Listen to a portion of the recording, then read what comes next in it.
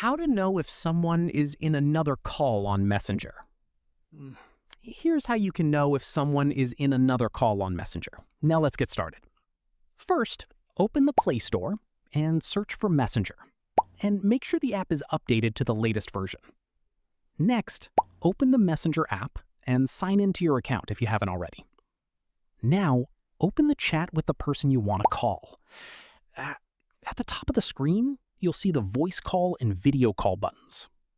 Tap either the voice call or video call button to start the call. If the person is already talking to someone else on Messenger, you'll see a message saying the person you're trying to reach is on another call.